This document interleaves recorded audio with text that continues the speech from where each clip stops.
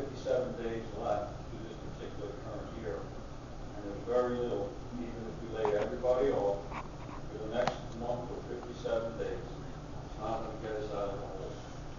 Moving forward, it would be an opportunity to ask for wage raises, ask for some other, maybe give back. I know there's some proposals out there as far as paying part of certain benefit packages. And so all those things need to come into play when we move forward into next year. There are other areas where we could save without privatizing and things of that nature. It's just a smart way of doing business, and I think those things will all come to light. But having said that, we have 57 days left to this budget, so that's why right now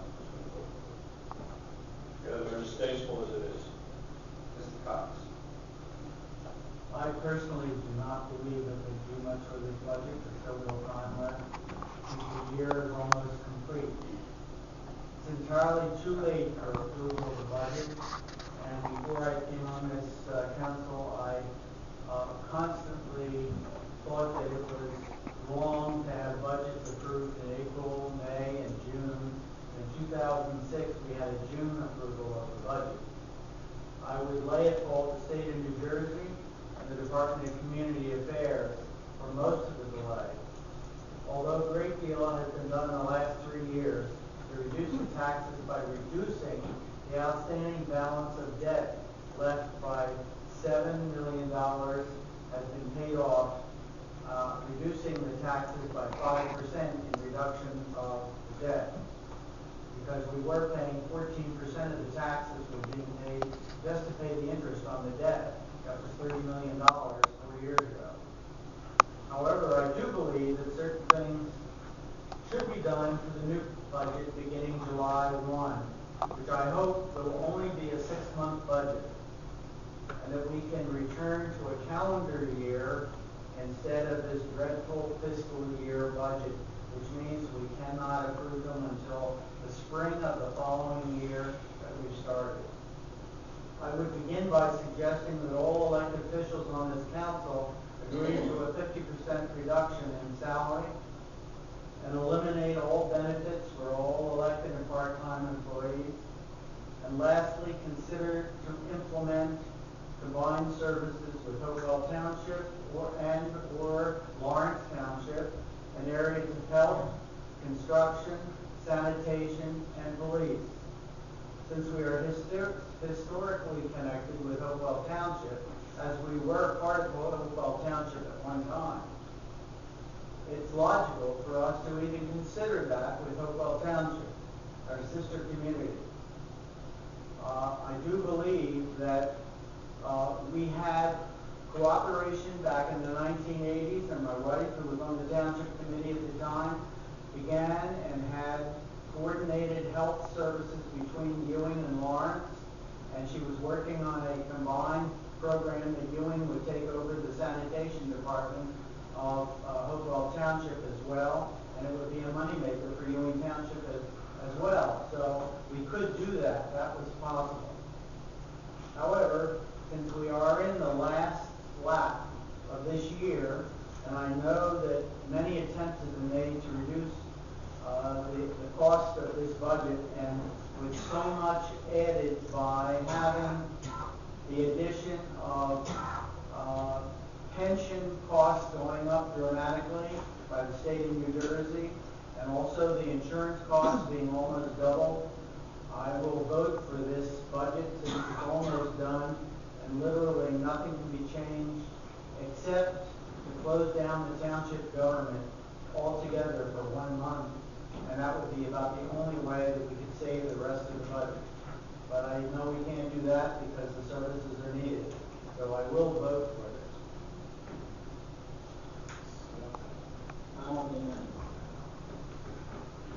I'll agree with anyone that came to tonight and said that this thing wasn't done correctly. You're absolutely right. It has been done correctly. I mean, when you get a budget given to you in September, and it changes 4 times, and you finally get down to April or May to get a vote on it. That's not good enough. I'll tell you what else we don't have in front of us, which we never had before. We don't have our audit. Our audit hasn't been done yet. And the reason the audit hasn't been done is it's symptomatic of the same thing that went into this budget. We can't get documents to the auditor if the auditor needs to write the audit up. They just don't have it yet.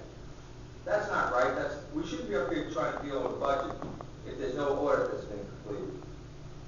The other thing I'm very leery of is that only Chris Jack represented this township when he went down to DCA. No one else in the administration went with him. One person was out on help, but the mayor didn't go either. Particularly in the end when he had to revamp it again because you underestimated revenue and you didn't cut things where they should have been cut. But the other thing about the bargaining that goes on, we heard the big ticket items. I'd like for you to tell me, Anthony, if you know so much about the budget, just what do you think are the big ticket items? Are they police? Are they fire? Are they health? No, they're not. They're pension, they're health costs. Those are the big ticket items. You can't deal with those. We can't even bargain those costs because those costs come from the state. Those are the bills. If you knew anything about the budget system, you would know and understand that. That's a problem, and it's very problematic. But I had a call about a week and a half ago from the mayor saying he wanted to do something that was going to raise $1 for this year. I said, how much money do you hope to get from this? He says, oh, I don't really know. I said, what do you mean you don't really know? He said, well, I want to do this because I want to avoid layoffs. I said, well, what departments have you singled out to get the layoffs? Who are you going to fire? He said, I don't know that either. I said, you don't know who you want to fire, and you don't know how much money you're asking for on this deal. So let me ask you something. How does that work? I said, how do you want me to make a decision on something that's a maybe? I said, you're using the same scam tactics that are coming out of State Street. No. Give me the hard numbers. Tell me exactly what it is that you're looking for in cutting back services, cutting back departments in town. Give me the numbers. What would the sale of the property at Halliburton actually generate in saving those positions and cutting taxes? He didn't have an answer. The day before he talked to me, he met with the unions, and they asked him the same question. They didn't say they didn't want to talk about it. They said, tell us what you're looking to do. Who do you want to zero in on? Who do you want to eliminate? He goes, I don't know.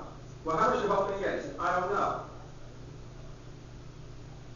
I'll tell you, I really like to tell you what I think about this budget, but I think I know what I really think about this budget. So I'm borrowing the line here. I don't really know. I think the budget stinks. Plain and simple, it stinks. It's no good. It's the best we can get at this point in time after 9 or 10 months of working on this thing. It's just not working. Mr. Perkinowski, you get me on this? Yep, gotcha. Good. All right. Because I think we'll start bringing in some video cams, video camming us. Yeah? You're not supposed to be using that in here, and you know that, sir. Excuse me? You know you're not supposed to be using cell phones in here. It's not a cell phone. It's a video camera, and it's legal. And if you want to take me and challenge, I asked Mr. Hartsaw to research the Pine Hill case in Camden County. These are found to be legal. As long as I'm not up here disturbing the council, I can do this. And I'm not disturbing the council. This is for my record. You can do whatever you like. Well, that's good you have a record like that.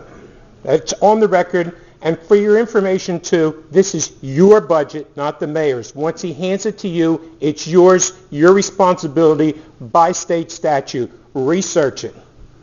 For your information, sir, here it is right here. You want to know whose name is on the top? His name is on the top. And your name, too. And your name, too. And your name, too. No, my name's at the governing body. Mr. Murphy, you hold the public hearings. You're passing the budget. He's not passing the budget. You're passing the budget. Right. It is your budget. We'll move on. Thank you. So how do you bargain, folks, if you don't have the numbers that you need to do the bargaining? We don't have the numbers. The unions don't have the numbers. They haven't been gotten out because they haven't been developed yet. But what has happened is our chief administrator, has gone into certain departments and told them, we're going to privatize you. We're going to get rid